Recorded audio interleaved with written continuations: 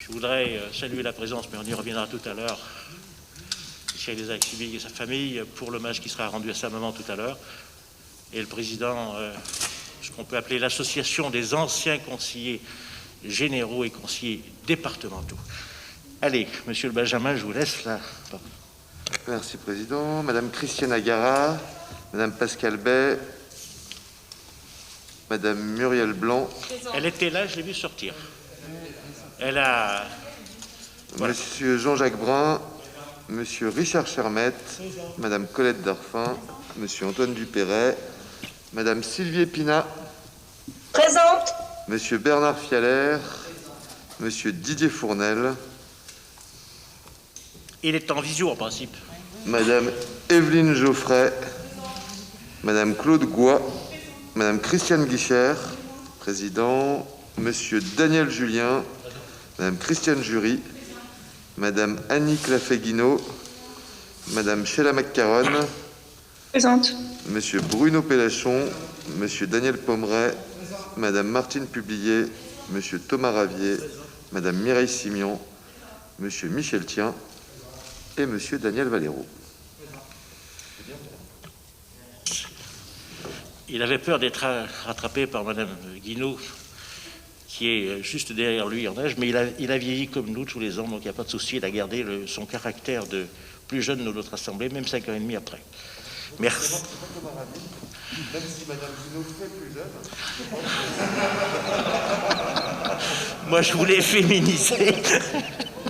Bon, c'était pas sympa, tu n'étais pas obligé de faire remarquer qu'il était bien plus vieille que Monsieur Ravier. Voilà, donc le quorum est atteint, je déclare la séance ouverte. Je voudrais remercier la participation de nos DGA, qui, comme vous le savez, pour des raisons sanitaires, sont avec nous. Merci. Et puis, bien sûr, la personne la plus importante de cette maison, c'est notre payeur. Voilà, dont on reparlera le mois de juin. En premier lieu, je voudrais saluer, donc, comme je vous l'ai dit, la présence de Cheikh Isaac Sibil, député de la 12e circonscription, notre collègue parlementaire. En effet, Bernadette Isaac Sibil, qui était conseillère départementale, qui a été élue ici dans cette maison du 17 mars 85 au 21 mars 2004, dans le 6e canton, qui est devenu après le 5e canton, nous a quittés il y a quelques jours. Je vais donc demander à Daniel Pommeret, membre du groupe centriste à laquelle appartenait Madame Isaac Sibil. Moi, j'étais jeune assistant et je l'ai connu à l'époque dans un moment mémorable, dans une manifestation où elle avait été très malmenée par un CRS pas très intelligent qui lui avait mis un coup de matraque. Mais ce qui montrait qu'elle avait des convictions, qu'elle défendait ses opinions, et ce jour-là, elle avait raison de les défendre. Ça ne son écharpe, comme quoi l'écharpe, ça ne protège pas de la bêtise de certaines personnes. Je vous en prie, Daniel. Monsieur le Président, mes chers collègues, le 2 janvier dernier, Bernadette Isaac Sibil nous a quittés. C'est une page de notre histoire locale qui s'est tournée. Sa brillante carrière politique débute en 1977, année où elle est élue conseillère municipale à la ville de Lyon, collectivité qu'elle ne quittera qu'en 2008, 31 ans après. En 1983, elle devient la première femme maire d'arrondissement, mandat qu'elle occupera jusqu'en 1989. En 1988, elle entre à l'Assemblée nationale après avoir battu le candidat du Parti socialiste Gérard Collomb, candidat qu'elle battra à nouveau lors de sa 3e réélection. Au niveau départemental, elle entre au Conseil général le 17 mars 1985 à la place de Philomène Magnien, sous la présidence de Jean Paluy. Elle restera 19 ans à la tête du canton de Lyon 5. En mars 2004, ne souhaitant pas se représenter, elle laissera la place à Michel Avare. Bernadette Isaac Sibil, à elle seule, témoigne d'une époque où bon nombre de problèmes sociaux étaient déjà présents. Et elle a relevé les défis de la solidarité avec panache. Militante familiale, comme elle se définissait elle-même, elle a toujours œuvré pour la défense des plus faibles. L'action sociale n'était pas pour elle une simple compétence départementale, mais une mission sacrée. Elle représentera ainsi le département du Rhône au sein de la Cité de l'Enfance, aujourd'hui l'IDEF, mais aussi au sein de la commission locale d'insertion de son canton, de l'association départementale pour l'enfance et l'adolescence dans le Rhône, et dans les différents conseils d'administration des collèges de son canton. L'enfance sera le centre de son action. Michel Mercier, président, reconnaît vite ses qualités dans le domaine social et la nomme vice-présidente en charge de l'action humanitaire de 1992 à 1994, puis conseillère chargée de l'enfance, de la santé et de l'action humanitaire de 1998 à 2001. Le développement des modes de garde, la formation des assistantes maternelles, les familles d'accueil sont autant de politiques qu'elle a fait avancer et sur lesquelles le département lui doit encore beaucoup. Elle cherche également à remettre les parents à leur juste place dans la vie de l'enfant. Cela passe par la prévention précoce et le travail autour de la naissance, ainsi que par le renforcement des liens père-mère-enfant, et au-delà, par un meilleur suivi de l'enfant jusque dans son parcours scolaire. Dans cet objectif, elle lance une action expérimentale sur les cantons de Bron et de Saint-Laurent-de-Chamousset, destinée à faire collaborer les équipes PMI du département et le service de santé scolaire pour un meilleur repérage des enfants en difficulté. Les parents ont leur place dans cette organisation pour lesquelles le contact avec les enseignants est facilité. Bernadette Isaac-Sibylle fait aussi rayonner le département du Rhône à l'international en proposant des politiques humanitaires innovantes.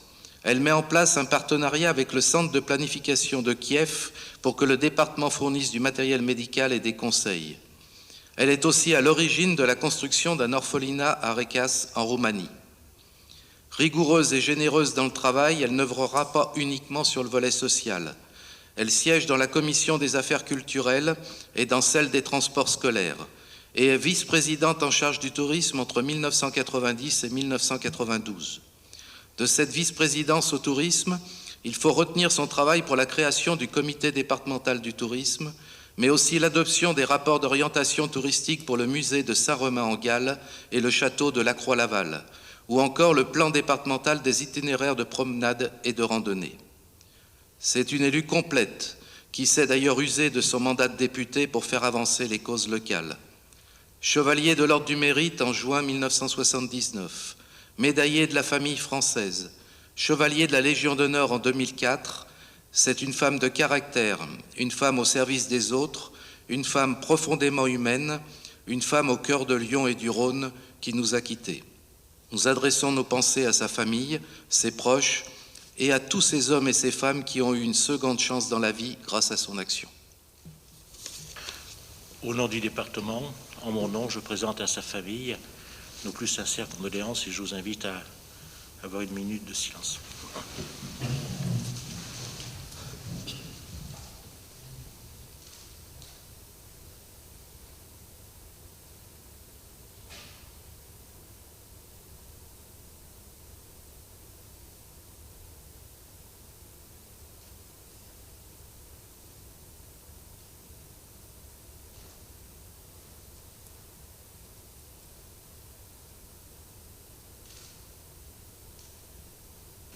Merci à vous.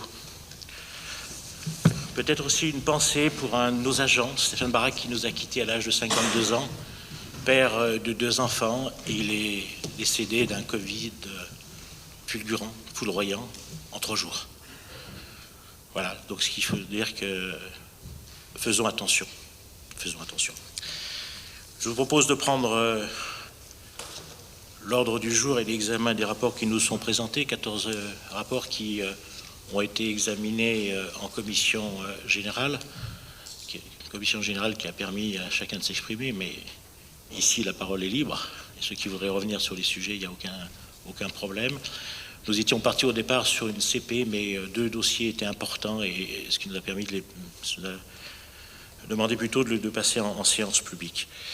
Je vais vous proposer de déclarer l'urgence, comme on l'a fait à plusieurs reprises, en fonction de l'article 31.21 et 31.19 du Code général des collectivités, concernant nos dossiers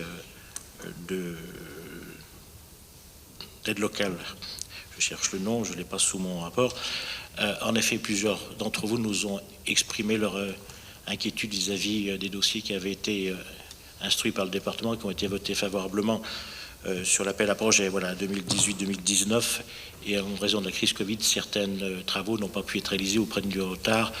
Donc je vous proposerai, si vous en étiez d'accord, qu'on vote l'urgence et je laisserai à Bruno Pellachon présenter le dossier après. Est-ce que vous m'autorisez à engager l'urgence sur ce rapport? Pas de vote contre. Je vous en remercie. Il est adopté à l'unanimité pour l'urgence et je vais laisser à Bruno Pellachon présenter le dossier en lui-même. Merci.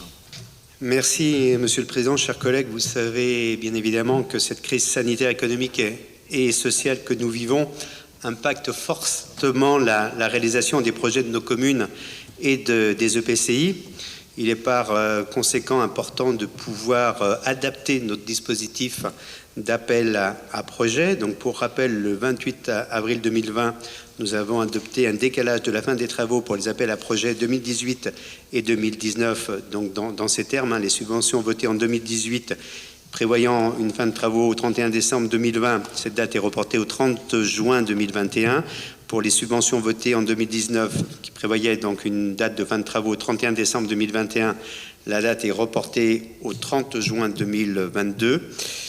La pandémie qui est toujours active donc, nous oblige à compléter donc, le régime dérogatoire qui vous avait été proposé, avec notamment le report de la fin des travaux pour les appels à projets 2020 au 30 juin 2023, et sachant que d'autre part, le comité d'engagement pourrait étudier donc, le report de certaines opérations des appels à projets 2018, 2019 et 2020 qui nécessiteront un délai complémentaire au-delà des dates définies précédemment. Voilà, je vous invite, chers collègues, à délibérer sur cette proposition. Est-ce qu'il y a des observations, des demandes de parole? S'il n'y a pas d'observation, pas de demande de parole, je mets le rapport aux voix tel qu'il vous a été présenté. Qui s'abstient? Qui vote contre? Il est adopté à l'unanimité. Je vous en remercie. On passe à l'ordre du jour tel qu'initialement il vous avait été proposé. Et nous passons au dossier de la commission Solidarité du dossier de Mme Geoffrey, qui est ici. Et sur la tablette 1.1, nous donnons la parole à Mme Guinaud pour un avenant sur la Convention d'appui à la lutte contre la pauvreté et l'accès à l'emploi. Merci, Président. Ce rapport a pour objet de proposer l'adoption d'un nouvel avenant à la Convention d'appui à la lutte contre la pauvreté signée par le département en juillet 2019. En 2020, l'État a accordé 639 000 € pour le financement d'actions dans le cadre de la stratégie de prévention et de lutte contre la pauvreté. Il s'agit notamment d'actions visant à limiter les sorties sans solution des jeunes confiés à l'ASE, à accélérer l'orientation et l'accompagnement des bénéficiaires du RSA, à faciliter le recours aux droits par la création de référents de parcours et l'organisation d'un accueil social inconditionnel de proximité. En 2020, du fait de la crise sanitaire, de nombreux départements, dont le Rhône, n'ont pas pu démarrer un certain nombre d'actions envisagées dans les délais. Aussi, afin de sécuriser les recettes perçues par le département en 2020, il est proposé d'adopter l'avenant financier figurant en annexe permettant d'utiliser les crédits 2020 pour le financement d'actions menées jusqu'au 30 juin 2021 et d'autoriser le Président à le signer.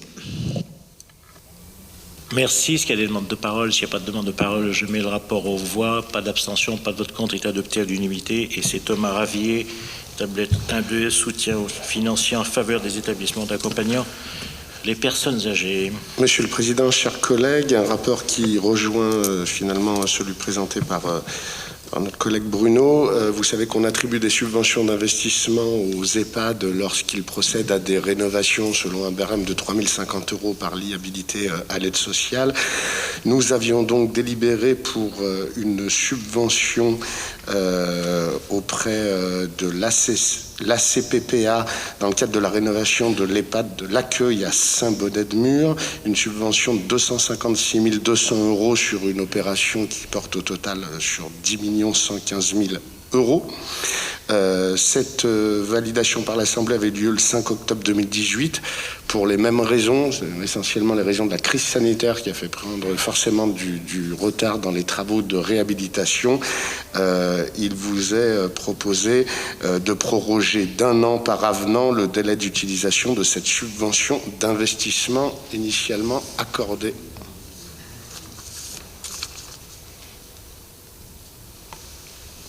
Est-ce qu'il y a des interventions? S'il n'y a pas d'intervention, je mets le rapport au vote tel que vous a été présenté. Pas d'abstention, pas de vote contre, il est adopté à l'unanimité. C'est Mireille Simian, tablette 1 de création de 2 pôles ressources handicap sur le département du Rhône. Oui, Monsieur le Président, mes chers collègues.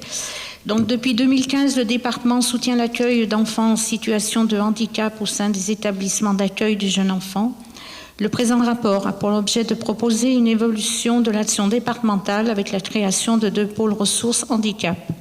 La mise en place de ces 2 pôles ressources a pour objectif d'élargir la politique départementale à tous les enfants et les jeunes, de ne pas la restreindre aux enfants et jeunes qui disposent d'un dossier MDPH et ainsi de l'ouvrir aux enfants ayant des besoins spécifiques, d'améliorer les réponses apportées aux familles et aux professionnels, apporter un complément au soutien de la caisse d'allocation familiale. La création d'un pôle ressources handicap sur le sud du département sera portée par l'association À 2 petits pas pour demain de Mornan. Pour la création d'un pôle ressources handicap sur le nord du département sera portée par l'association La Souris Verte de Lyon. Ces partenariats représentent une dépense globale de 30 000 € par an, soit 90 000 € sur les 3 années des 2 conventions.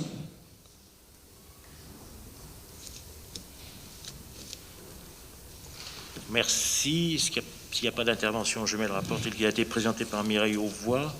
Pas d'abstention, pas de vote contre, est adopté à l'unanimité, je vous en remercie.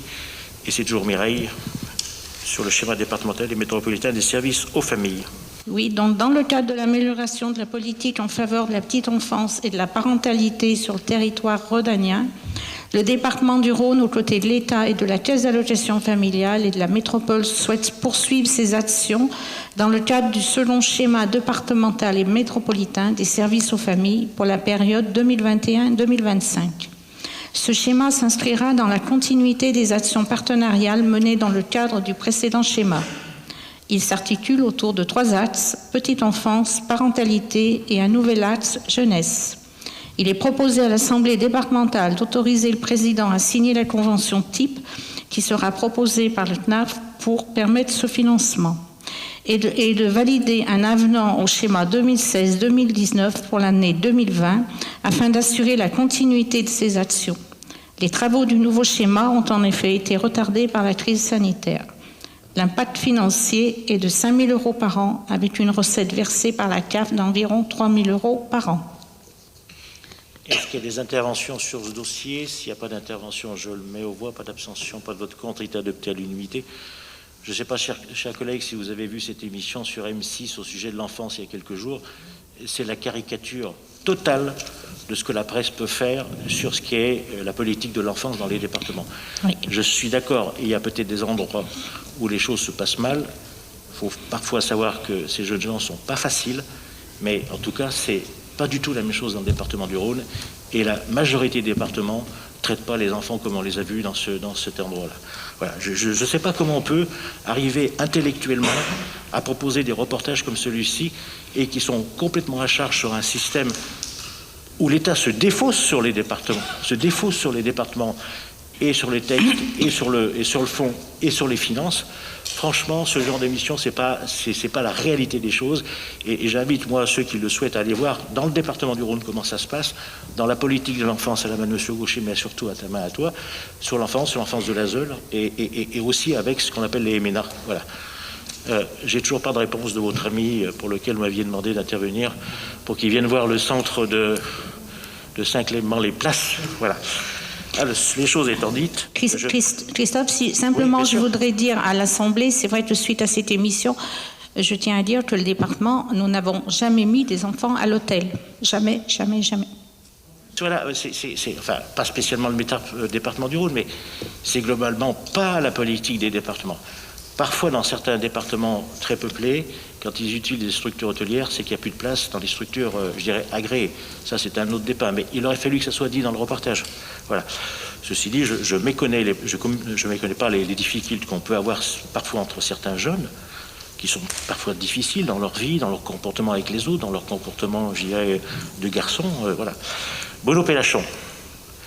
Sur le rapport de 1, donc on change de commission, on passe à la commission Daniel Julien, patrimoine développement durable, et c'est ce que beaucoup de maires attendent, voilà, c'est l'attribution d'aides. Effectivement, les aides d'urgence. Donc, je vous rappelle, chers collègues, par délibération du 28 avril 2020, nous avons acté la création d'une aide d'urgence. Une deuxième délibération a été adoptée, cette fois-ci le 11 décembre 2020, permettant de soutenir les commerces de proximité touchés par le deuxième confinement, et en particulier les hôtels, cafés et restaurants employant moins de 5 salariés. Cette deuxième phase s'inscrit dans une enveloppe financière actée le 28 avril dernier d'un montant de 1 million d'euros.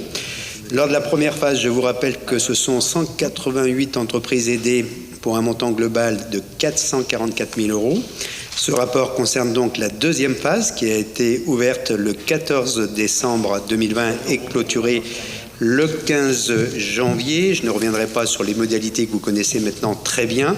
Le comité d'engagement s'est réuni en présence du représentant du président de la Chambre des métiers le 28 janvier pour examiner et donc proposer à la commission générale et à la séance publique de ce jour les différents dossiers.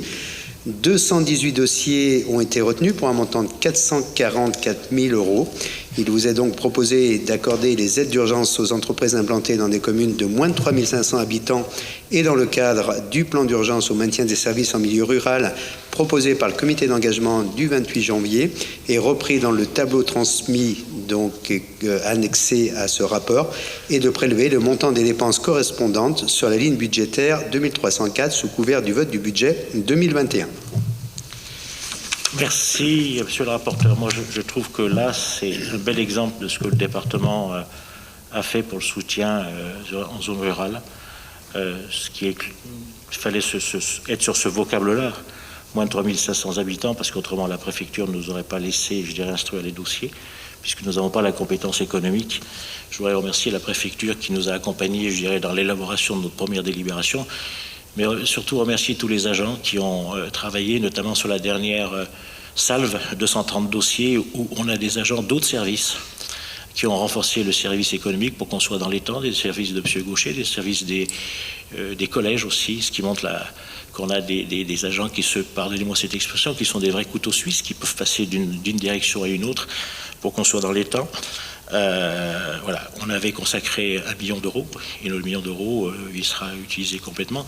À côté, il ne faut pas oublier le petit dispositif qu'on avait mis aussi pour le monde agricole sur les premières crises Covid, mais je suis très fier, et enfin, non que le département soit allé sur cette politique qui n'était pas gagnée du tout.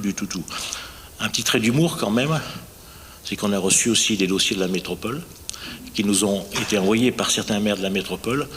Soit ils ne sont pas au courant de la loi MAPTAN, ou soit ils ne sont pas au courant de la loi de nôtre, ou soit la métropole n'accorde pas d'aide à ces commerces, ce qui est peut-être la vérité, ce qui est même, je crois, la vérité.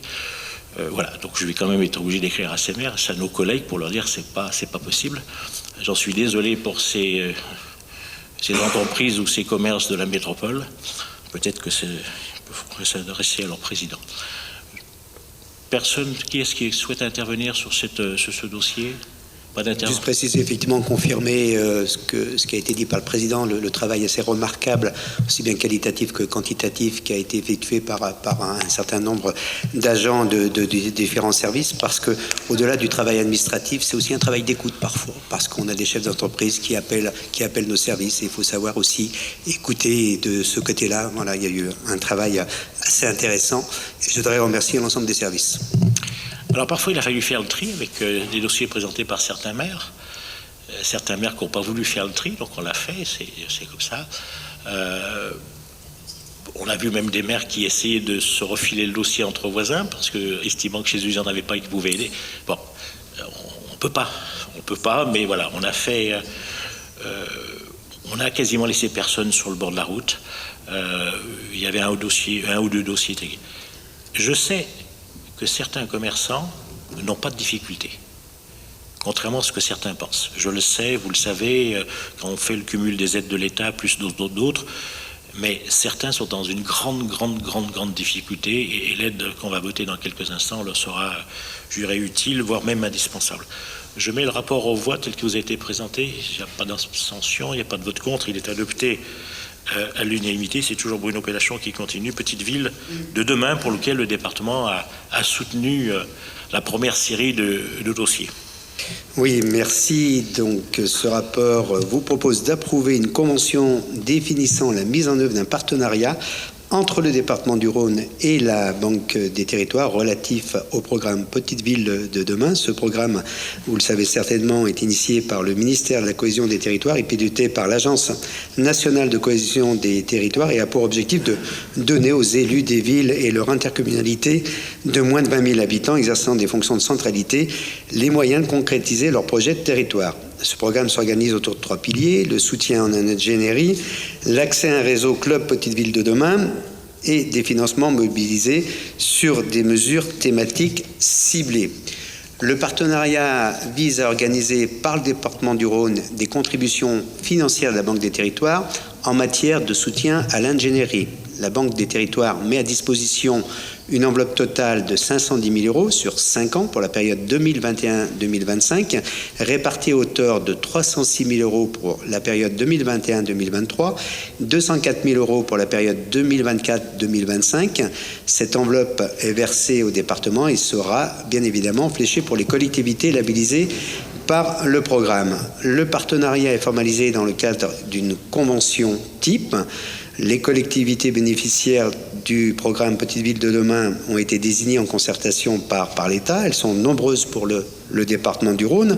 Elles concernent les communes d'Amplepuis, de Cours, de Thizy-les-Bourgs, de Saint-Bonnet-de-Mur, de Saint-Laurent-de-Mur, de Saint-Pierre-de-Chandieu, de Sainte-Foy-l'Argentière, de Saint-Symphorien-sur-Coise, de l'Arbrel, de Saint-Bel, de Mornan, de Soucy-en-Jarret, de Beaujeu et de Belleville en Beaujolais. Donc il vous est proposé, chers collègues, d'approuver la convention de partenariat à conclure avec la Banque des Territoires 2021-2023, renouvelable par reconduction express pour 2 ans sur la période 2024-2025 et d'autoriser Monsieur le Président du Conseil départemental ou son délégataire à la signer ainsi que les avenants et tout document y afférent et de prévoir l'inscription au BP 2021 d'une autorisation d'engagement d'un montant total de 510 000 euros en dépenses et de prévoir la recette correspondante pour un montant identique, soit 306 000 euros au titre de la convention 2021-2023. Je vous remercie, monsieur le rapporteur. Est-ce qu'il y a des interventions sur ce dossier? S'il n'y en a pas, je le mets aux voix. Pas d'abstention, pas de vote contre. C'est adopté à l'unanimité. C'est Daniel Valero, toujours la même commission, qui va nous reparler du déploiement de très haut débit. Monsieur le rapporteur, tablette 2-3. Merci, Monsieur le Président, de me donner la parole pour ce qui sera le dernier bilan fibre de ce mandat, puisque lors de la prochaine intervention à ce sujet, nous serons en pleine période électorale, enfin je le pense. Un bilan ne sera donc pas possible. Je vous propose donc un état des lieux, comme annoncé lors de la commission générale. Il intègre les données plus récentes, puisque nous avons reçu les bilans chiffrés hier. Donc pour rappel, j'espère que vous le saurez par cœur, mais je vous fais un petit rappel. Pour rappel, le 16 décembre 2016, il y a 4 ans, le Conseil départemental du Rhône adoptait son SDTAN, le schéma directeur territorial d'aménagement numérique. Objectif annoncé, que tous les Rhodaniens disposent du même accès au très haut débit par la fibre optique. Pour cela, nous avons entrepris une démarche audacieuse et obtenu que les opérateurs Orange et SFR prennent en charge l'intégralité de l'investissement pour la construction des réseaux en fibre optique du département. Par ces accords, le Rhône sera donc un département entièrement équipé en très haut débit, en fibre optique, sur fond 100% privé, et ce d'ici à 2022. Soit un délai très raccourci par rapport aux échéances fixées par le gouvernement. En résumé, les 208 communes du Rhône seront équipées à 100%, Orange fibre 100% du territoire de 155 communes du département du Rhône et SFR les 53 autres communes. Le tout progressivement d'ici à fin 2022 et sur les fonds propres des opérateurs. Le chantier, le département du Rhône pilote aujourd'hui un investissement décisif pour nos concitoyens qui révolutionne le mode de communication. Ce chantier vise au remplacement pur et simple du réseau téléphonique actuel. Un réseau généralisé il y a plus de 50 ans et dont l'Internet par ADSL utilise une technologie à base de cuivre et non pas de fibre optique. Donc nous sommes en train de construire un réseau totalement nouveau. Il va desservir chaque habitation en 5 ans à peine, alors qu'il avait fallu plusieurs décennies pour construire le réseau téléphonique ou encore le réseau électrique. Comme dans tout chantier, il y a néanmoins des imperfections, des aléas. Nous sommes, par exemple, quelquefois confrontés à des exigences des bâtiments de France qu'il faut prendre en compte. Nous détectons des problèmes techniques nombreux chez l'opérateur SFR qui s'est engagé à y remédier, près d'un tiers des prises construites par SFR ont été retirées de l'exploitation pour être auditées techniquement avant remise progressive dans le circuit. Cette phase de reprise technique a pris plusieurs mois, mais elle est en train de se terminer. J'ai dans le même temps saisi par courrier l'autorité de contrôle des télécommunications, l'ARCEP, pour lui signaler ces problèmes et pour qu'elle exerce son pouvoir de contrôle sur la qualité technique des installations. Nous attendons un mieux de la part de SFR. Une autre difficulté nous alerte. Ça va faire sourire certains, celle des poteaux nouveaux à implanter pour accueillir la fibre. Ce problème se pose partout en France où la fibre est déployée. La construction du réseau se fait en effet de deux façons. En passant par les réseaux souterrains, chaque fois qu'il y en a, et dans ce cas, il y a peu de problèmes. Ou en aérien, lorsque les rues sont dépourvues de réseaux souterrains. La fibre passe alors sur poteaux pour relier les futurs abonnés. Quand ils existent, les poteaux Enedis sont utilisés. Mais avant cela, et pour des raisons évidentes de sécurité, un calcul de charge préalable est effectué. Et il s'avère qu'un nombre important de poteaux est en incapacité de recevoir ce nouveau réseau. C'est le cas de 15% des poteaux Enedis selon les chiffres d'Orange. Sauf à entreprendre du génie civil et à faire exploser les budgets et les délais, la seule solution est alors d'implanter un nouveau poteau. Ce que nous demandons aux opérateurs, c'est une concertation la plus en amont et la plus large possible, et, bien entendu, des permissions de voirie pour installer ces poteaux. Il faut aussi comprendre qu'il est difficile pour l'opérateur de demander l'avis de chaque riverain, et c'est pour cette raison que vous entendez souvent parler de ces chantiers dans vos communes. Sans oublier que ces contraintes doivent aussi concilier les exigences de déploiement du chantier en temps, mais aussi en volume. Malgré ces difficultés, le déploiement avance à un rythme soutenu. L'échéance sera tenue, à savoir la fibre pour tous les Rhodaniens d'ici à fin 2022. Et je tiens à remercier à nouveau les opérateurs pour l'effort qu'ils sont en train d'accomplir, encore une fois, intégralement sur leurs fonds propres. En complément, j'insiste sur deux points. La crise sanitaire, naturellement, qui, avec ses confinements et ses protocoles, complexifie et renchérit le déroulement des chantiers et des raccordements. Et aussi l'augmentation du nombre de prises à installer pour SFR et Orange par rapport aux prévisions initiales. Ainsi, depuis le recensement qui a servi de base à notre convention, nos territoires ont accueilli de nouveaux habitants. Par ailleurs, nous avons demandé et obtenu des opérateurs que non seulement les particuliers, mais aussi les entreprises soient accordées en fibre optique et donc en définitive 100% des locaux, associatifs et administratifs également, le seront. Cette augmentation des locaux à desservir par rapport aux estimations de départ est de plus de 40%. Pour SFR, cela représente plus de 10 600 prises supplémentaires et près de 72 000 pour Orange. C'est donc logiquement, et sans que nous connaissions précisément les budgets des opérateurs, un dépassement budgétaire du même ordre. Avec vous, Monsieur le Président, nous avons rencontré les opérateurs au début de l'été 2020 et au sortir du premier confinement, car ces dépassements étaient une réelle préoccupation. Ils ont accepté de les assumer intégralement et sans remettre en cause les échéances. Cela mérite d'être rappelé. La très petite contrepartie, c'est qu'une trentaine de communes, dont la construction aurait dû être achevée en décembre 2020, sera équipée avec un léger décalage, soit au cours du premier semestre 2021. Et, malheureusement, à l'automne pour 4 d'entre elles, en raison de la nécessité de construction d'un central optique supplémentaire, un NRO. Il s'agit, on va les citer, de Dieppe, Saint-Apollinaire, Saint-Clément-sous-Valsonne et Valsonne. Alors pour les chiffres détaillés, vous ne les avez pas dans ce rapport car le comité de suivi a eu lieu comme indiqué hier. Je vous communiquerai très rapidement et de façon actualisée la situation présentée hier par les opérateurs et comme à chaque fois, mes chers collègues, vous serez destinataires du compte-rendu ainsi que tous les présidents de PCI et les maires du département. Chacun connaîtra ainsi le dernier point chiffré de la situation de sa commune ou de son EPCI en date du 31 décembre 2020. Pour les chiffres globalisés, que peut-on affirmer aujourd'hui? Eh bien que 60% des Rhodaniens peuvent d'ores et déjà s'abonner, soit 165 000 sur les 275 000 recensés sur le terrain. Les 110 000 restants le seront progressivement d'ici fin 2022. Vous constaterez que nous avons, en un an, plus que doublé le nombre de Rhodaniens ayant désormais accès à la fibre. Ils étaient 70 000 fin 2019. Le réseau structurant étant désormais quasi terminé, et comme il est la partie la plus chronophage, nous sommes à ce stade raisonnablement optimistes sur les délais et les objectifs de la fibre pour tous fin 2022. Sauf impondérable d'ici là, bien sûr. SFR a commercialisé 40 000 des 50 000 prises qu'il doit installer. Orange, 125 000 de ces 225 000 prises. La commercialisation est ouverte sur 134 de nos 208 communes. Si je devais apporter une conclusion, Monsieur le Président, nous observons une forte accélération des demandes d'abonnement à la fibre, notamment depuis le premier confinement. Disposer chez soi d'une connexion de qualité est devenu une nécessité. Cela crée inévitablement une tension dans la gestion des raccordements. Ceci accentue aussi la frustration de ceux qui n'ont pas encore la fibre et même leur incompréhension. Surtout si leur voisin l'a déjà et si, par exemple, sa connexion dépend d'un poteau à évaluer comme assez solide ou pas. Gérer cette impatience n'est pas la moindre des difficultés dans notre chantier, mais elle est aussi source de satisfaction et donne la mesure du service que nous rendons aujourd'hui. Elle prouve bien que notre engagement pour apporter la fibre à chaque Rhodanien rencontre un vrai écho auprès de la population et répond à un réel besoin. Merci, Monsieur le Président, pour votre confiance dans la gestion de ce dossier. Merci à mes collègues pour leur écoute et leur relais sur le territoire.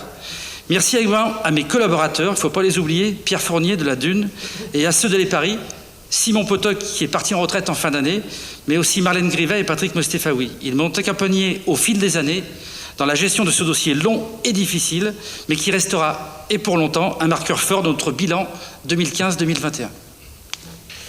Merci, M. Malheureux. C'est vrai que dans le département, il y avait l'ADN de départ qui avait été bâti par nos prédécesseurs pour apporter le câble, comme on disait à l'époque, sur les territoires, repris par une structure qui était Paris.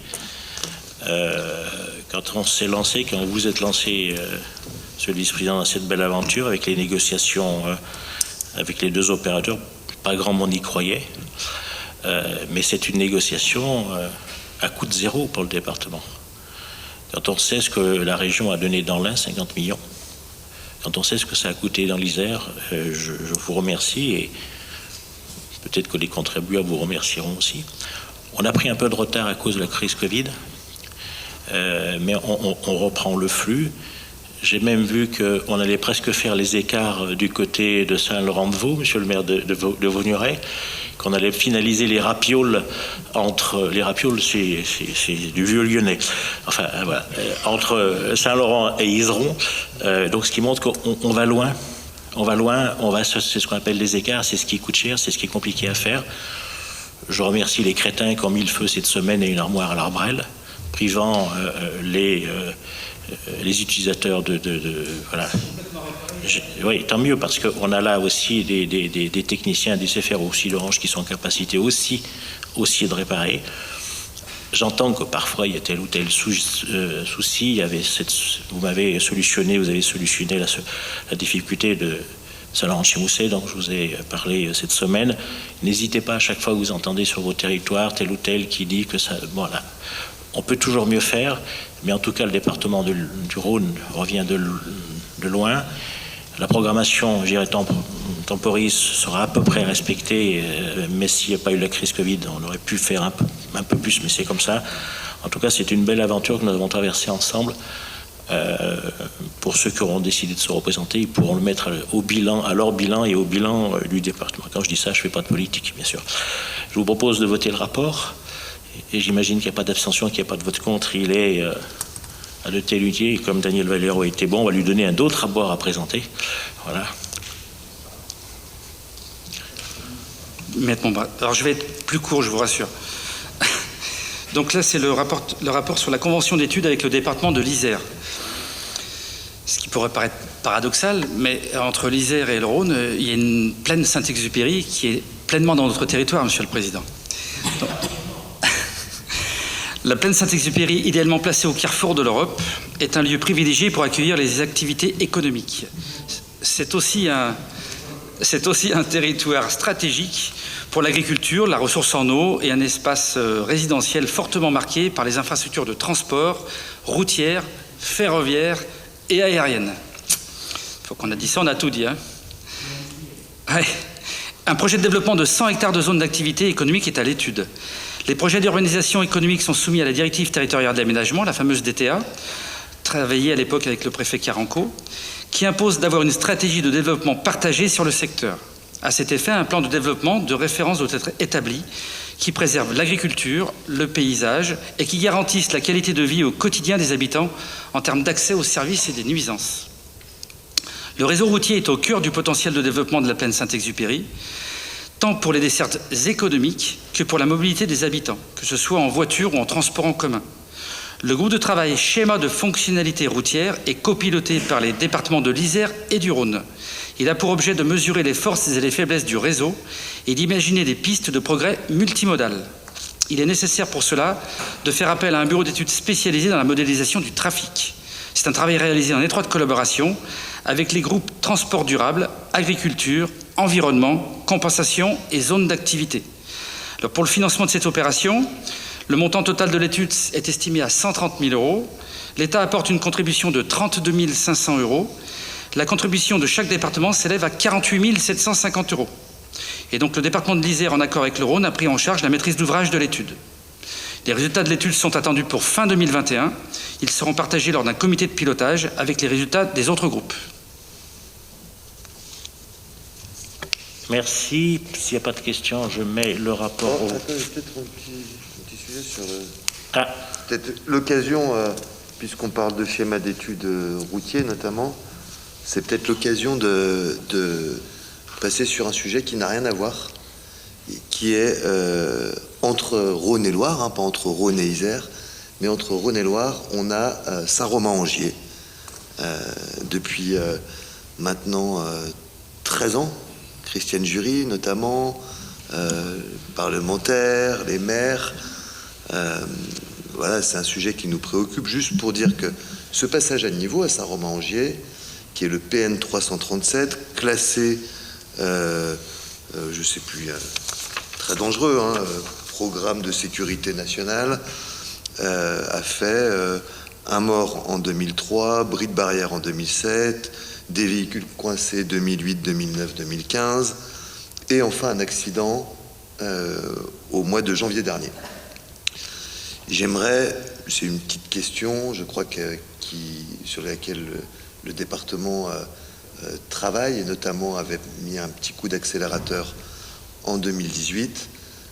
Aujourd'hui, c'est un sujet qui devient vraiment d'actualité, peut-être lié aux échéances, mais surtout parce qu'on a eu une actualité récente qui est une nouvelle démonstration que ce passage à niveau est extrêmement dangereux, qu'il met dans l'embarras notamment Virginie Ostojic, maire de Saint-Romain-Angier, qui ne sait plus à qui s'adresser, qui ne sait plus à quel sein se vouer. J'aimerais juste un tout petit point rapide sur ce qui se fait. Alors, les passages à niveau dans le département du Rhône, il y en a de moins en moins, mais il y en a encore.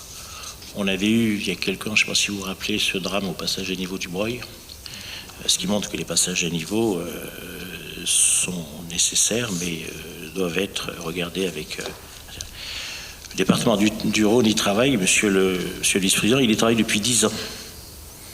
Sur le passage à niveau dont vous parlez, je note que dans votre canton, il y a un vrai problème d'infrastructure, puisqu'il y a aussi le pont de Pendrieux. Néanmoins, sur ce dossier, moi j'ai proposé une accélération des choses. Alors, on ne peut pas continuer comme ça, il faut aller pas vite, mais autrement. Et donc, j'ai eu le conseiller régional hier soir, en lien avec la préfecture. On lance les études, on va débloquer des crédits et avec l'État, dans le cadre du plan de relance, et avec l'État et avec la région, pour faire des études, pour aller regarder ce qui peut être fait au-dessus, ou dessous, ou autrement, mais il faut faire. Il faut faire parce que, comme vous l'avez souligné, il y a une dangerosité, et on a aussi une dangerosité avec la traversée des véhicules agricoles, qui sont très larges, qui arrachent parfois les barrières, mais qui traversent doucement, et qui peuvent se faire prendre sur le facteur temporis du passage possible. Voilà, donc le département a réagi il y a quelques jours. On a eu une phase de discussion qui est encore continuée hier soir avec monsieur le directeur, mais la région et avec l'État aujourd'hui pour dire allez, on y va. Et j'espère que les choses pourront être visibles dans les prochains jours en termes de décision. En fait, ce que je voudrais, c'est qu'on puisse acter une convention entre les trois partenaires si RFF veut venir avec nous, ils sont les bienvenus, parce que quelque part, c'est à RFF, cette affaire-là. Il y a aussi la SNCF, parce que je ne sais pas si vous savez, mais les SNCF, c'est 2 maisons. C'est RFF d'un côté, les voies, et dessus, c'est SNCF. Donc, il faut peut-être aussi, dans cette affaire-là, peut-être proposer à RFF de venir avec nous, ce qui pourrait être sympathique, parce que s'ils utilisent, et nous, on paye. C'est toujours comme ça. Voilà, donc, monsieur le vice-président, on avance. Je dirais, j'espère qu'on va passer... J'allais vous dire faire un jeu de mots à toute vapeur, mais on va aller plus vite que la vapeur quand même, parce que c'est nécessaire. Merci en tout cas de votre question. Alors, Monsieur Fialer, mais je vous avais reconnu. Merci, Monsieur le Président. Moi aussi, je voudrais profiter un peu de ce dossier pour élargir un petit peu nos réflexions sur l'aménagement du territoire et le développement économique.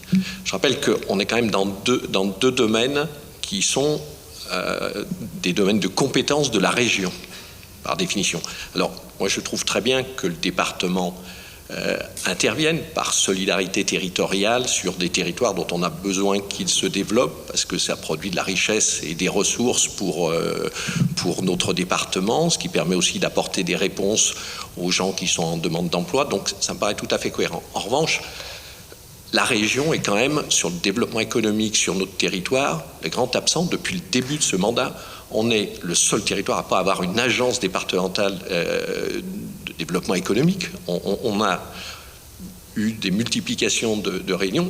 Il n'y en a pas. Il faut qu'on se débrouille tout seul. Au contraire, il y a même des initiatives que moi j'ai vues, ce fameux axe Roanne, l'Accord et l'agglo de Villefranche, qui a été faite sans que la CCSB, sans que les Pierres Dorées soient du tout concertées même pour savoir si vous voulez s'y associer. Enfin, je veux dire, c'est un développement économique dont on sait qu'il ne s'arrête pas aux limites du département.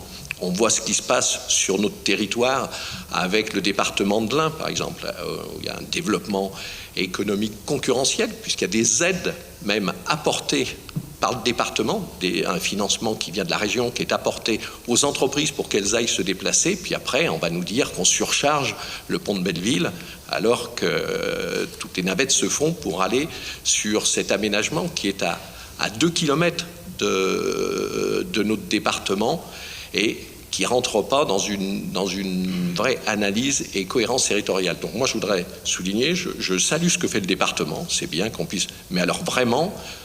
on a été les grands oubliés, notre territoire, par la région, sur cet aménagement de territoire et ce développement économique. Et je pense que c'est bien de pouvoir le rappeler.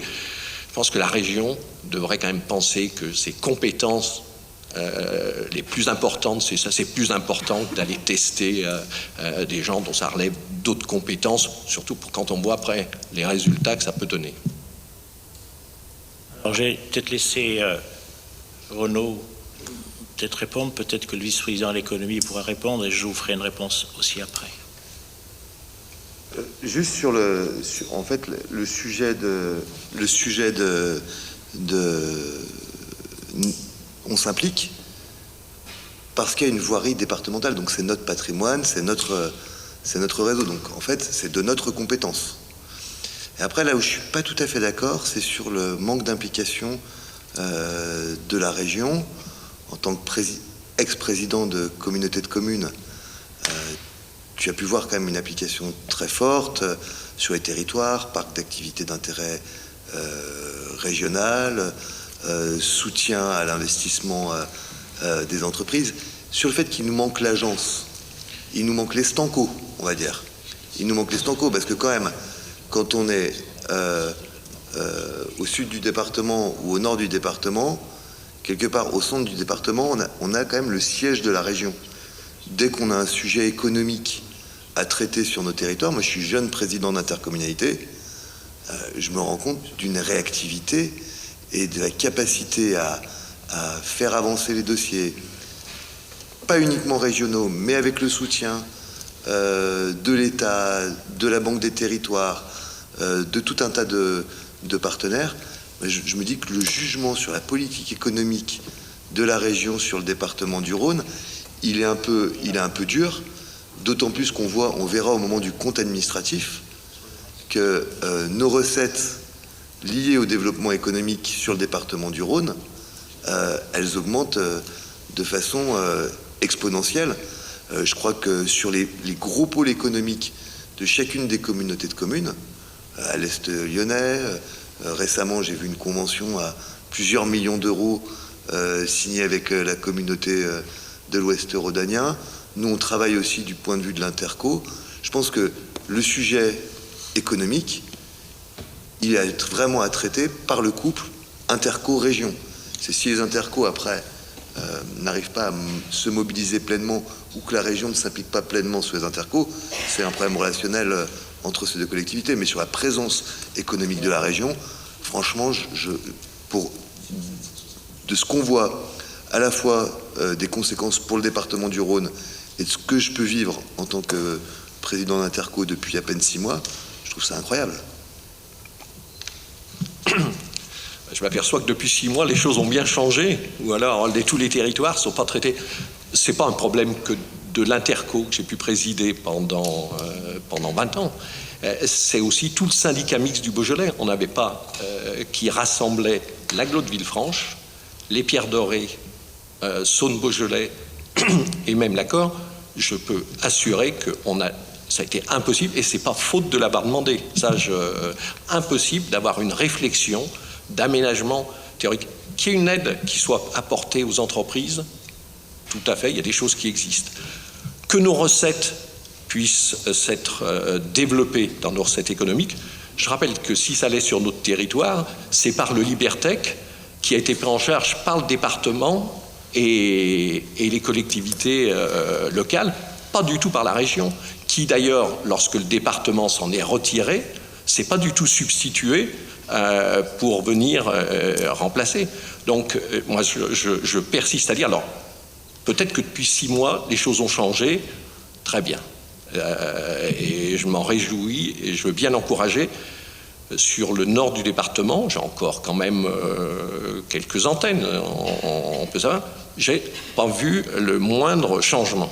Et je le regrette parce que c'est vraiment un domaine qui doit dépasser les limites départementales. Un aménagement, on sait quel est le bassin économique, un bassin économique, d'ailleurs il y a des cartes INSEE, il y a des repérages pour le dire, c'est impossible, et je peux assurer que j'ai pas manqué de solliciter et que notre territoire, au-delà même de notre communauté de communes, je parle de tout le syndicat mixte.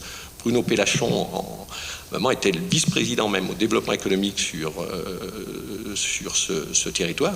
On a vu qu'on n'avait aucun interlocuteur, aucune réponse. Chaque fois on nous demandait, on nous disait qu'il y avait des discussions avec le département, que ça allait revenir, qu'on ne savait pas comment on traitait. Moi je comprends qu'on ait un traitement, un département qui soit compliqué en aménagement, à réfléchir, en aménagement de territoire, parce qu'on le voit, la plaine de Saint-Exupéry, c'est pas la même chose que le nord du département, peut-être même que l'ouest, où vous avez des relations avec la Loire, comme vous le dites.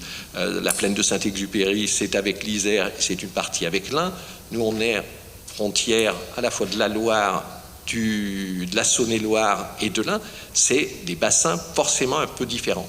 Mais c'était à la région de piloter un petit peu cette réflexion. Les résultats immédiats, on sait qu'on est en train de toucher les dividendes aujourd'hui des engagements qu'on a fait ces 20 dernières années, c'est ça. Moi, je pense que l'absence de stratégie globale, de réflexion, on va la payer cher, ça sera dans 20 ans, si elle n'est pas pensée maintenant et aménagée. Et c'est ce manque de perspective, d'interlocuteurs qui réfléchissent, dont on souffre gravement.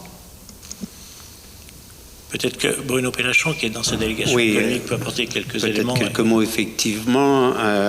Voilà, chacun connaît bien ici l'intérêt du développement économique pour la richesse qu'elle apporte à notre territoire et le développement qu'elle initie, et bien sûr la lutte contre le chômage et en faveur des demandeurs d'emploi. Donc le développement économique, c'est effectivement quelque chose qui est indispensable dans l'aménagement du territoire. moi je regrette beaucoup que voilà, depuis 2015, eh bien, on a perdu la main, nous, département, du fait de la loi NOTRe. Donc ça nous donne plus de possibilités d'intervenir au profit du couple PCI-région.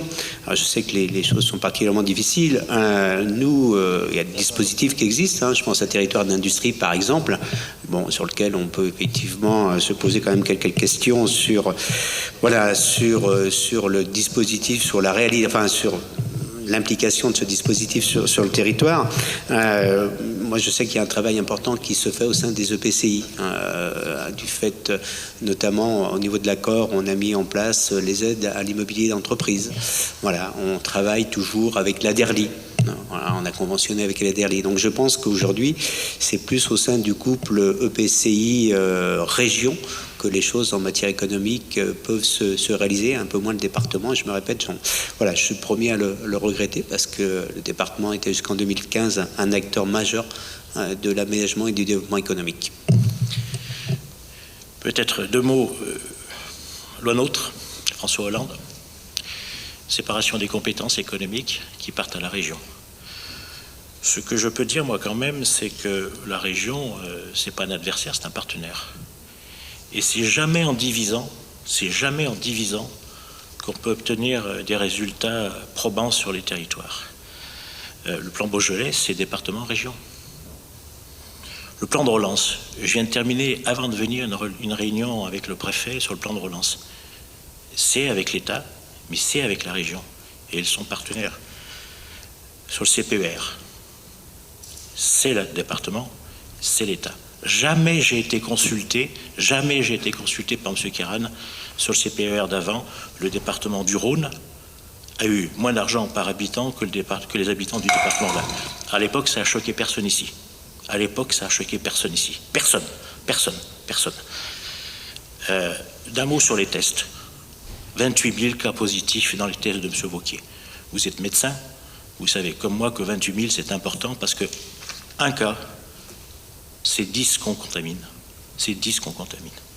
Je referme la parenthèse, je ne suis pas médecin. Le pacte, c'est ce que je souhaite avec les intercos. Mais le soutien du département n'a jamais manqué dans l'économie.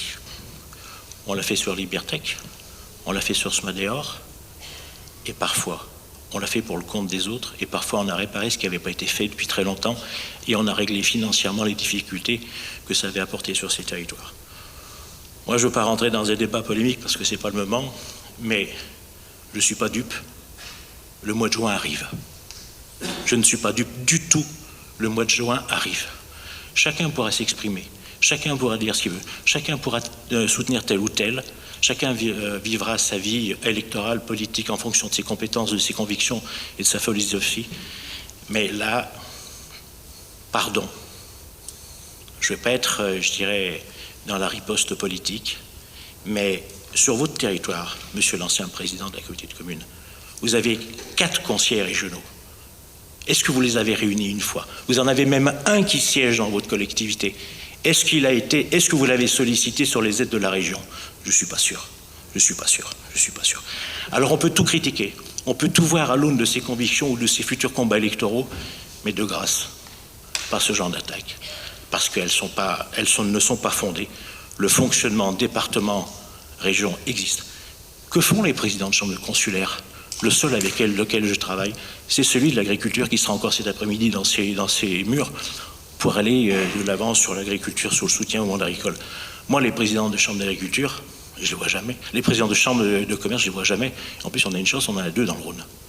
C'est peut-être eux aussi d'être initiateurs avec les présidents de communes. Mais les présidents de communautés de communes ont un rôle extrêmement important dans l'économie. Il y a ceux qui l'exercent et ceux qui regardent passer le train. Voilà. Mais je vous en prie, on peut toujours faire dans la réponse. Je ne pensais pas du tout dire, je ne suis pas en pré-campagne pour le mois de juin, à supposer qu'au mois de juin, on ait des élections. Et je rappelle simplement un fait. Le Sénat est très demandeur qu'ils aient lieu en juin. Que je regrette qu'il n'y ait pas eu on n'a pas fait du tout de stratégie d'aménagement de territoire et de développement économique avec la région pendant ce mandat. C'est un constat, c'est un fait. On a sollicité, vous citiez les conseillers régionaux qui siègent dans nos communautés de communes. Je peux vous assurer qu'on les a sollicités. Il y a des domaines, d'ailleurs, plan Beaujolais, vous en parlez, le plan Beaujolais fait avec le département, enfin, c'est un plan décidé par la région, on nous a demandé de cofinancer comme les communautés de communes. Et on l'a fait, parce que c'était une bonne initiative, c'est quelque chose d'important. Je ne critique pas toutes les interventions de la région dans d'autres domaines. Je dis simplement que dans ce domaine de réflexion sur l'aménagement du territoire et le développement économique, qui est quand même quelque chose d'important pour l'avenir, c'est un regret que j'ai. Après, pour revenir sur le CPER, moi je suis comme vous, je trouve inadmissible, par exemple, que le précédent président n'ait pas rencontré les présidents de départements pour aménager ce CPER. En même temps, je pense que donner plus à certains départements de la région Auvergne-Rhône-Alpes qui sont en très grande difficulté par rapport aux ressources que pouvait développer le département du Rhône, c'est pas quelque chose qui me choque. Si c'est pour distribuer tant par habitant, c'est d'ailleurs même pas la peine de faire un plan, on donne une subvention tant par habitant sur tous les territoires et on laisse faire. Et justement, on sait très bien qu'on a en Auvergne-Rhône-Alpes des territoires qui n'ont pas les infrastructures que l'on a, qui ne sont pas aussi proches de la métropole et qui méritent des aides supplémentaires. C'est ça, comme on doit le faire dans le département où des territoires doivent être plus aidés que d'autres parce que, justement, on a plus de handicap et que les investissements précédents ont permis de développer certaines parties de notre territoire. Ça a été fait et à juste titre. La preuve, c'est qu'on en a des résultats. Et maintenant, il faut pouvoir aussi... L'égalité, c'est pas l'uniformité, c'est justement analyser ce qui peut être dynamique. Et je regrette, moi vraiment, c'est cette réflexion qui doit être portée sur l'aménagement pour l'avenir. Et sans polémique du tout, sans pré-campagne. Sans aucune polémique, sans aucune. Je ne suis pas sûr que ce soit partagé par l'ensemble des conseillers départementaux qui sont ici. Juste pour information, le président de la région est cet après-midi dans le Rhône pour un volet économique. J'espère que vous solliciterez l'intervention du Premier ministre lorsque vous serez à la tribune de l'Assemblée, du Sénat, sur le plan de relance, pour lequel le département du Rhône a été complètement oublié, mais je vous fais confiance sur ce sujet-là. Mais d'ici le mois de juin, vous aurez le temps de vous réexprimer sur ce sujet. Je mets Monsieur Valero, vous voulez, et après on clôt et après on vote. Oui, Monsieur le Président, je voulais apporter une petite pointe d'humour dans ce sujet important. Je ne pensais pas qu'avec cette convention avec le département de l'Isère et du Rhône, j'allais battre le record de Madame Agara et que mon nom allait rester affiché aussi longtemps au tableau. Merci de votre humour, mais on a quand même fait un passage à niveau, on a fait la vaccination, on a tout fait, comme quoi on a beaucoup de compétences dans ce département. On a même parlé des rapioles de Vaugneray, donc je mets le rapport au... Monsieur le Président. Oui, pardon, je vous en prie, Président, je voulais dire quelques mots. Vous êtes trop à droite, je ne vous ai pas vu. Voilà, je suis trop à droite, trop à gauche. Mais... Non, simplement, je voulais confirmer vos propos, Président. C'est vrai qu'on rentre en période électorale et que certains recherchent des tribunes. On ne va pas les blâmer non plus, hein. C'est le jeu de la politique. Moi, ce que je peux dire, c'est que... Ce qui est dommage, c'est que la semaine passée, en commission générale, il n'y avait pas la presse, il n'y a pas eu de questions. Oui, et donc ce que je peux dire, c'est qu'au niveau de la partie que je connais du département du Rhône, j'en connais une grande partie, il n'y a jamais eu autant d'argent de la région que précédemment. Donc, vous aviez raison de le dire, hein, du temps de Jean-Jacques Quiral, on n'a jamais vu personne, on n'a jamais vu un sou sur notre territoire. Aujourd'hui, c'est vrai que, et principalement les collectivités et les communes perçoivent des subventions. Et moi, en tant que maire, j'en ai perçu une pour la construction d'un restaurant scolaire. J'ai été aidé aussi par le département, mais j'ai été aidé aussi par la région. Et en fait, ces aides, elles bénéficient bien au domaine économique, hein, on ne peut pas le nier. Donc, toutes ces aides qui ont été apportées aux communes du territoire, c'est de la valeur pour l'économique. Et moi, je ne peux pas laisser dire que la région n'est pas présente.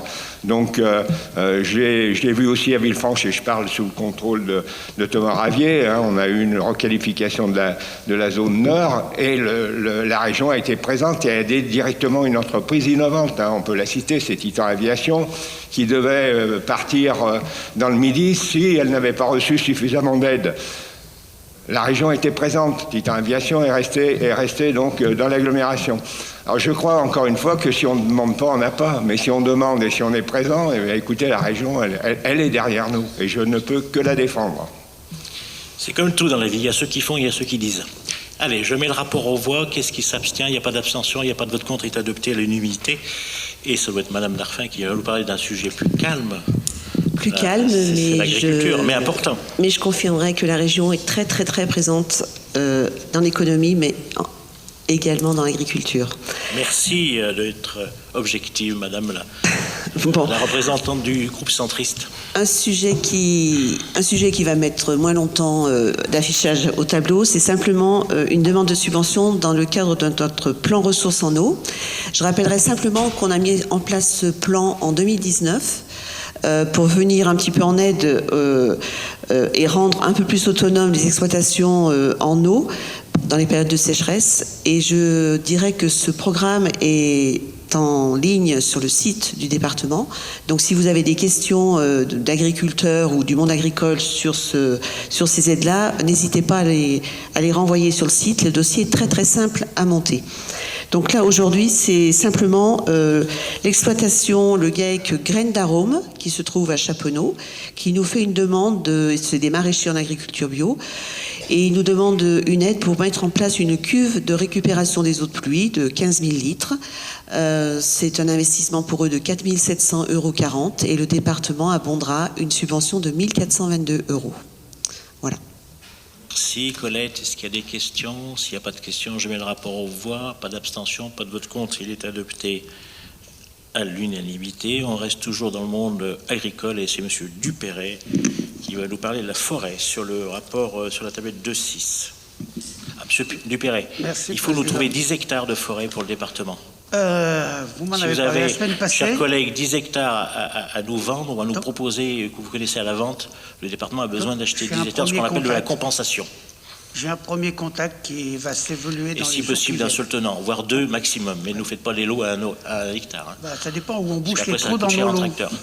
On peut boucher les trous dans nos forêts. Allez, voilà. Je vous en prie. Bon alors, chers collègues, c'est un rapport qui propose d'examiner 3 demandes d'aide de la filière forestière au titre du PDIPR 2014-2020 pour un montant total d'aide de 43 802,25 €. Donc ces 3 dossiers éligibles dans notre territoire ont été examinés lors des comités de sélection qui se sont déroulés les 17 et 21 septembre 2020.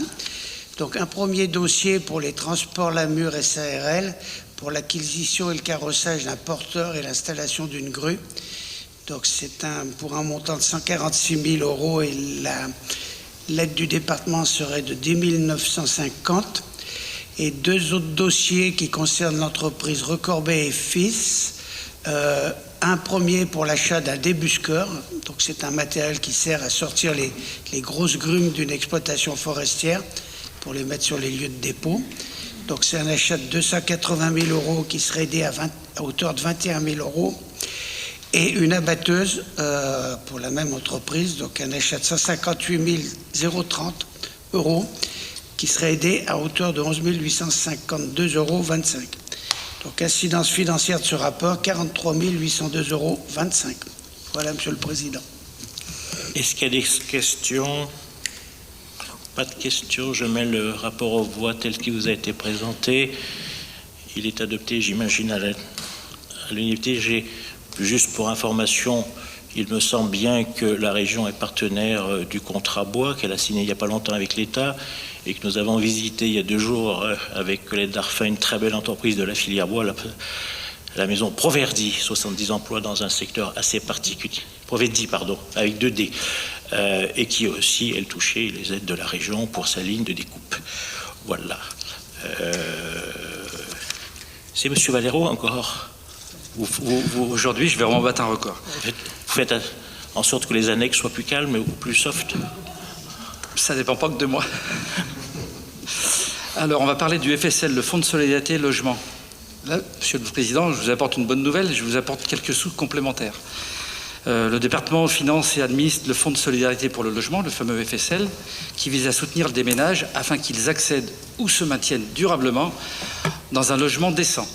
Donc, le présent rapport qui a lieu ce jour a pour objet de proposer une convention avec le nouveau fournisseur d'électricité et de gaz, Total Direct Énergie. L'incidence financière de ce rapport est de 116 600 € et est incluse dans la ligne FSL, EDF et Total Direct Énergie. En fait, ils nous donnent quelques sous supplémentaires.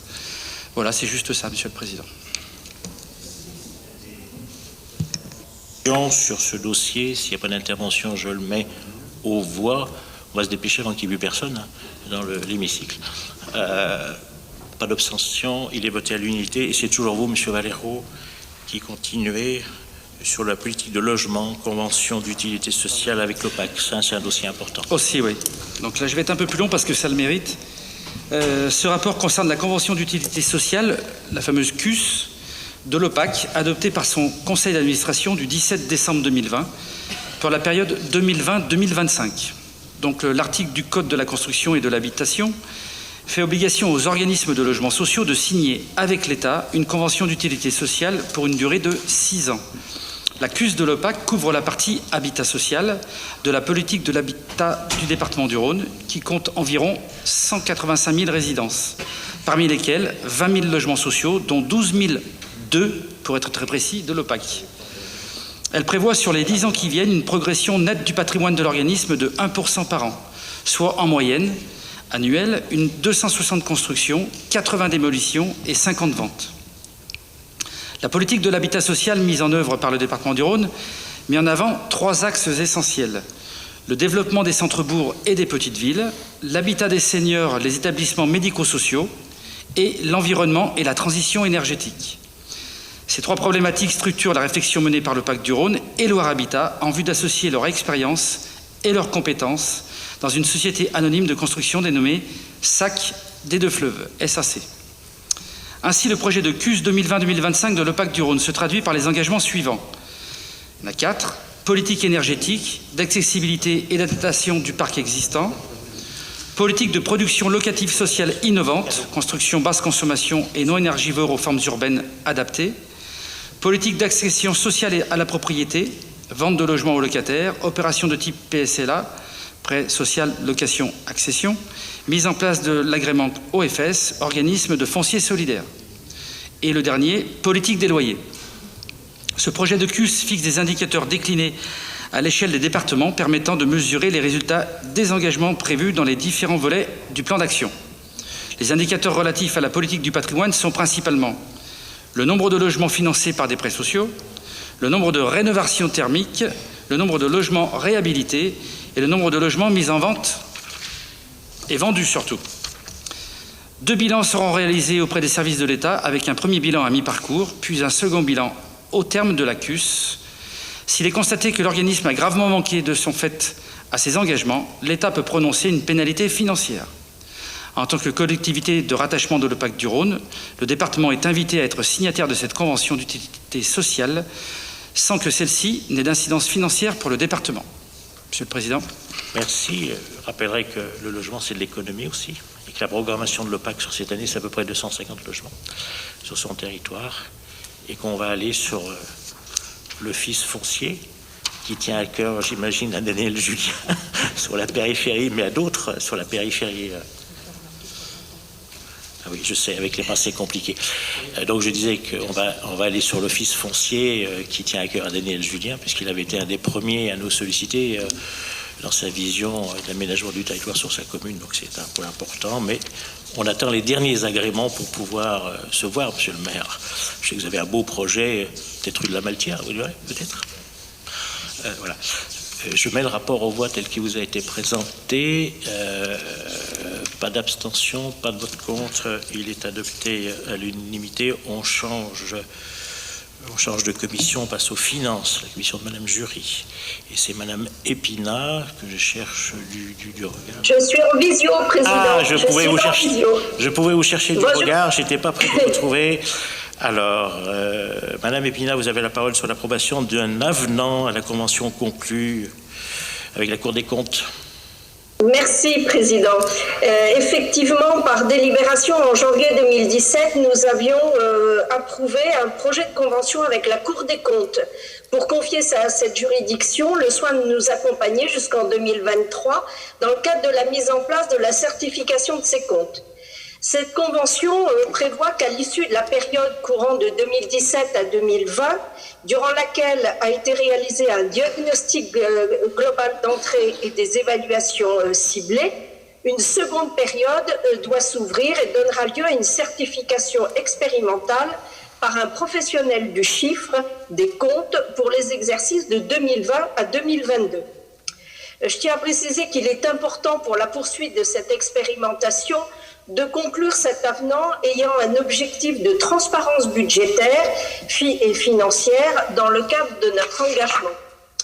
Le projet d'avenant vous a été joint dans ce rapport. Voici quelques éléments essentiels qui y est indiqué dans cet avenant. Que les conditions d'intervention du professionnel du chiffre qui aura à délivrer une assurance sur les états financiers de la collectivité devront respecter strictement les conditions définies par la Cour, telles qu'elles ont été reprises dans les pièces du marché liant l'intéressé au département. Que la Cour s'assurera de la conformité des prestations réalisées par le professionnel du chiffre aux attentes et émettra le cas échéant une attestation de conformité qui devrait être communiquée à l'Assemblée départementale avant l'approbation des états financiers. Que le département devra d'une part convier les juridictions financières à diverses réunions qui doivent être tenues à l'initiative du professionnel du chiffre et d'autre part de faciliter l'accès à nos services dans le cadre de perspectives d'investigation complémentaires qui pourraient se révéler nécessaires. Que les interventions des juridictions financières ne donneront pas lieu à facturation, que les frais engagés au titre de cette nouvelle étape par le département resteront à sa charge. Je vous précise que le professionnel du chiffre qui accompagnera le département du Rhône pour cette nouvelle étape et dont les honoraires seront à la charge de la collectivité a d'ores et déjà été choisi à l'issue d'une procédure d'appel d'offres. Vous êtes donc invités, mes chers collègues, à approuver ce projet d'avenant et à permettre au président ou à son délégataire de signer ce dit avenant. Voilà, Président.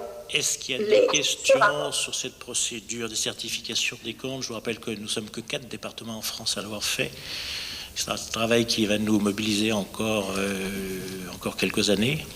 Je voudrais remercier à travers vous, Madame Hultin, ainsi tous les agents du département des finances qui collaborent. C'est plus d'une centaine d'agents qui sont concernés sur cette belle procédure qui fera que le département aura une vision peut-être parfois différente vue de Monsieur l'œil du banquier, mais ce n'était pas ça l'objectif premier, hein, c'était d'entrer dans cette vision de certification qui permettra, le jour où la Chambre régionale viendra, parce qu'elle viendra, d'avoir accès des dossiers plus rapidement. Et en fait, on a déjà, avec les premières recommandations du magistrat, fait déjà des modifications sur la dune, sur des visions qui sont pas forcément vues de l'intérieur, mais qui peut, avec un regard extérieur, nous permettre d'être modifiés. En tout cas, c'est une belle aventure qu'on travaille. Et puis, j'allais oublier notre payeur. J'allais oublier notre payeur qui est aussi partie prenante parce que c'est un vrai défi collectif. Je mets donc le rapport aux voix, pas d'abstention, pas de vote contre. Je voudrais simplement terminer par dire à Madame Épinat que le rouge lui va très bien. Alors, pour terminer, c'est Martine qui va nous parler de culture. Merci, Monsieur le Président. Ce rapport a pour objet de soumettre à votre approbation un avenant concernant la convention conclue le 14 mai 2007 relative à l'exploitation dans l'enceinte du musée gallo-romain de Saint-Romain-en-Galles de locaux affectés à un usage de restauration et de débit de boissons actuellement concédé à la société L'Entre-deux. Compte tenu du contexte actuel sanitaire lié à la crise de la Covid, le gérant de la SAS L'Entre-deux a demandé un soutien du département dans la mesure où le restaurant est resté fermé une partie de l'année 2020, 4 mois et demi sur 12. De nombreuses collectivités propriétaires de locaux qui ne peuvent être exploités du fait de la fermeture administrative des restaurants ont accordé une remise sur le montant des redevances dues, comme le prévoit l'article 6.7 de l'ordonnance 2020-319 du 25 mars 2020. Il est ainsi proposé d'accorder à l'exploitant une remise sur le montant de la redevance annuelle forfaitaire de 2020. Ainsi, l'avenant proposé accorde à l'exploitant une réduction avec une incidence financière de 5 485,01 € du montant de la redevance annuelle forfaitaire de l'année 2020, correspondant aux 4 mois et demi de fermeture, au motif que l'occupant n'a pas pu exploiter le restaurant dans de bonnes et normales conditions.